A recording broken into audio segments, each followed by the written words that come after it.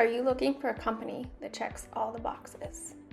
Waldorf Essentials provides homeschool curriculum written by homeschoolers for homeschoolers. We provide many options from digital to hard copies and individual blocks. Visit waldorfessentials.com. Hello and welcome to this week's podcast. This week you have Melissa unplugged just a little bit. I'm sitting here in my office watching the squirrels and the bird feeder, thinking about the school planning I'm working on for Soraya today, and just sort of taking in these last days of summer. Wanting them to not be over, be truthful with that, but also just feeling an incredible gratitude for the space that I'm in.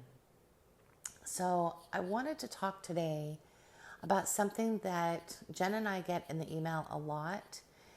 We get a lot of messages about this, especially this time of year. A lot of moms worrying about, hey, I haven't done anything for the last few years, or my child has been fighting me about math and reading, and so I know we're behind. And I just wanted to say, I see you. I see you, I hear you, and I understand the shame that comes with that as a homeschooler. And sometimes you might say, oh, that's not shame. That's because it's so easy for us to just sort of push off any inner work that needs to happen there. But I'm just letting you know that, I know those feelings. I know those feelings of, I'm not going to get started because then I have to explain to somebody where I'm at. I have to explain to somebody what's happened. I have to explain to somebody that my dad died, or I went through a divorce, or my child was diagnosed with autism, or I was diagnosed with ADHD, or our dog died, or we moved, or put whatever needs to go in that blank. For the last few years, I've had a lot of we were doing fine and then COVID happened. And COVID was 5 years ago. And so, yes, there are definitely long-lasting effects, definitely things that fell apart. As a seasoned homeschooler, I would say I saw many communities fall apart, and not just over political ideologies, but just in general. Everybody feels so much like they sort of took a breath in and never took a breath back out. And so with that, we have a lot of families that isolated, again, either because they felt like they didn't have anybody around them that understood, or their community and support system fell apart when nobody was able to sort of be free about who they were and where they were. And again, it doesn't matter where you are on that spectrum. I get it. I know that it happened. And I know that, it's possible that your family might have fallen to some of that. It's also possible that you just had a shit year last year. Pardon my French. Actually, that's more German. But it's possible you had a bad year. It's possible you had a bad few years.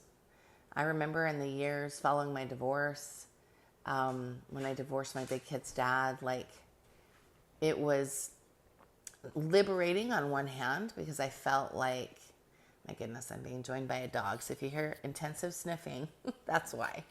On one hand, it was incredibly liberating because I could be on my own, and I knew that I could make my own choices, and there was no drama in the household that was going to stop me from that.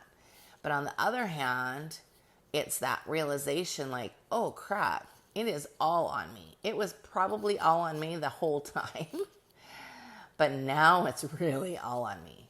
And if you have an ex-partner that isn't keen on you homeschooling, you're even more in the spotlight. And so those were years before I started writing the Waldorf Essentials curriculum. In those years, I was, just reading Steiner, doing my thing. And at first, he didn't have issues with me homeschooling. That was not it at all. And so it wasn't until we had been divorced for a year or so probably around the time, yes, absolutely, around the time that I met Eric and started dating Eric, that then it all of a sudden became a problem. So it wasn't ever really about homeschooling to begin with. It was about me. And it was about calling into question what I was capable of. And so, those were the years when we started writing Waldorf Essentials and started putting together curriculum for other families. And those were hard years because our validity, I suppose you could say, as homeschoolers was constantly in question. For the first 6 years of my marriage to Eric, we were in litigation with my ex-husband. And it was always about something like something about homeschooling or vaccination or media or like all of the garbage things that tend to happen when two people decide to fight each other instead of get lives, right? And sort of walk forward. So those were hard homeschooling years, but those were years where, I felt the pressure that we couldn't get behind. It was not possible. We were not getting behind. And so even though there were some things that I had to set aside, there were times that I didn't feel like I could do the fullness of everything. There were language that suffered or music that suffered until I was able to outsource some pieces. It was a space of feeling like intensely like I need to make sure I stay ahead. And then when I was able to breathe out a little bit, it was okay that there were years where we didn't complete things. It was okay that there were years when one child felt like, maybe they were fighting me more with math. And maybe fighting is not the right word, but just having a hard time coming online with math. And that happens. It happens that we have kids that are sometimes like they aren't ready to move on to that next space. And even though developmentally we want to bring that space, we want to make sure that that space is available. I've had more than one child that needed to wait an extra year on an algebra introduction, or had to go longer in long division and long multiplication because they just weren't ready. And those were the years when we really started using the math sequences journal and helping them to sort of take ownership over their learning in that regard. So that's super helpful. We have that in the math sequences journal is in our curriculum. I think we started in about grade 3 is where we talk about it. I wouldn't stress about it before then, honestly. But also, I know a lot of families that are stressed out because their child isn't reading, and maybe their child is 9 or 10 years old, and they don't have dyslexia, but they're not reading. And so there's like shame and guilt that comes along with that as a parent. And again, I just want to tell you, like, it's okay. You can start today. Like today can be the first day of your child's like reading education. It doesn't have to be massive. And it's okay if it's a child that's 12 and not read Harry Potter. It's okay that they're still in Sam, Cat, and Nat Rat. It's progress over this like intense need to produce. Definitely progress over production. So, progress is space over time. So set yourself goals. So if you're coming to this school year and you've not bought your curriculum because you're like, shoot, I know I need to figure some stuff out. Let's save you the email, okay? Even if your child is academically behind where they would be placed, you still need to make sure that they're placed properly. We will work out the academics as needed. That's what office hours is for. That's what our email is for. We are happy to do that. That is an easy place to rectify, like super easy. What's not easy to rectify is when you place your child in the wrong grade, whether it's up or down, and then you're having a hard time with lessons because the content is not meeting your child. So we want to make sure that you are putting your child where they belong. So, just again, and I'm talking about the Northern Hemisphere. Actually, I'll give both here. Northern Hemisphere would be, my cutoff is usually March 31. Southern Hemisphere, my cutoff is usually July 31. Usually, okay? It's not super broad. I like to stick within that. I really prefer like February 28th, the Northern Hemisphere, just because I see so much more progress in the child when they have had the year of their age in their grade for more months. And if we're looking at March, you're only in there April and May. And so it tends to not feel as cohesive as if they had a November, December, January, and early February birthday, because then they have more time in their grade. So again, March 31st would be my absolute don't do it cut off, which is hard, right? Like Soraya's an April 22nd birthday, but I never regretted waiting. She's 14 now. She will be 15 at the end of grade 8. And I don't regret it. She still has wonder. She's not been pushed. She's just been able to unfold. And I did the same thing with Super Sam, who had a June birthday. My oldest, number 1 and number 3 had January birthdays. So they were always perfectly placed. But number 2 has a March 4th birthday, and he's a boy. And so there was always this flux of like, shoot, he's not totally ready for this content yet. So these are the blocks we have to push to next year. And that's totally okay. You should absolutely do that, because that's appropriate. It's appropriate to push blocks to the next year if you're not going to be able to get to them and if your child isn't ready. That is a perfect thing to do. Again, if you're coming and say you love Waldorf, you had a great Waldorf early childhood, and then you floundered in 1st and 2nd grade, maybe even 1st, 2nd, and 3rd, and now your child is 10 and you're thinking, shoot, we played this unschooling game and we're still not reading and we're still not doing math, and it's really not on my child, it's on me, because I didn't put them in those situations. Or again, maybe you had a massive family trauma or a child that just wasn't ready. It's okay. You still want to put your child where they belong. So if you've got a child, say they're 10, and they're not going to turn 11 until next June, stick them in 4th grade where they belong. And let's work on reading, and let's work on math, and let's catch up those skills. And what you're going to generally see is a child that soars, a child that is like, I am exactly where I'm supposed to be. I can pick up all of these things now. I'm ready. I'm unfolding. I am living in my perfect space of childhood. Let me unfold. Let me do these things. So that's a child that's totally ready. You may also be in a spot where you've had like challenges with teaching your child, and you might be a little gun shy. There is no harm in popping your child into Seasons of 7 for a year. And I know I'm biased because, I run this nonprofit that Seasons of 7 is part of, all of that. And I'm saying that because I feel like Seasons of 7 is the best Waldorf alternative out there for those who are at home.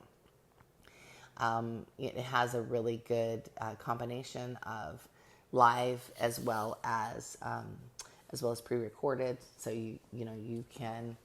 you're not so tied down to those live times, and you can miss some things if you need to. And like, they're expert teachers, y'all. These are people that I handpicked in case they needed to teach my own kids. And some of them have taught my own kids. Like, Super Sam started in class 8 with Miss Jaya, that then she left for a couple of years. We were so sad to see her go, but she left to do in person for a couple of years. And then she came back in time to teach him in class 12. And it was so beautiful because she was a favorite teacher. We have lots of favorite teachers at Seasons of 7, people that are incredible human beings that I would absolutely be friends with if we were just like teachers at a Waldorf conference. Like, we would become good friends because they're amazing people. So it is okay to make a choice like that and take some heat off of you for the year. And especially if you're in a space where you've needed to do some healing and you've really struggled. I find that if you can take some pressure off, it's helpful. Now, with that, I will say, The year that I was in the hospital in 2023, I put Soraya in Miss Daniela's class, and it wasn't a reflection of Daniela at all. It was a reflection of the bond that I have with my child, where she came to me and she said, Mom, I love you. I love learning with you. I will do school through the summer if that means we just have to wait a couple of months. And so she did. So we were able to, that was the year she was in fifth grade, I think, and fifth or sixth grade. And Eric stepped in and taught some lessons, and we started a little bit later, and we did longer days and did more work, and it worked out. It worked out because that's what she wanted. But she had the option, and I had the option, because I could have very well said, no, I actually want you to stay with Miss Daniela. But I'm glad I didn't. And it has no reflection on Daniela, because again, this is a person that I love dearly. It's a reflection of the commitment and space I have with my child. And that's something I wouldn't trade for anything. My kids have been in all the enrichment classes. They love Miss Maggie, who teaches handwork. They love Mr. Mark, who does music. He's got such an amazing way of bringing music to kids of all ages, even if they have no musical background. Especially if they have no musical background. So he's like, all right, make drums out of your table. Let's talk about rhythm and beat. So he's great when it comes to that, especially for the older kids. I mean, for all the kids, but, and Eurythmia with Miss Tiffany, and definitely German with Herr Dornman. I can't say enough about our teachers, and this is not a commercial for our teachers. I just got a little bit carried away thinking about all of the things that sometimes we worry about as a homeschooler. We can outsource those things with perfectly amazing people and really get the help we need. So if you are struggling this year and you're worried, shoot, I'm not going to be able to pull this off. Think about that as an option, rather than getting further and further behind, rather than worrying so much about where you're not. Just start today. And if you are planning to homeschool with Waldorf Essentials this fall, come to office hours, come to Planning for Peace. It's really our intent to really make this so doable for you. That is what Jen and I do. We're constantly, when we have our team meetings every week, we're constantly asking, what can we do to help people see that this path isn't as hard as they make it out to be? It really isn't. Just get your planning done.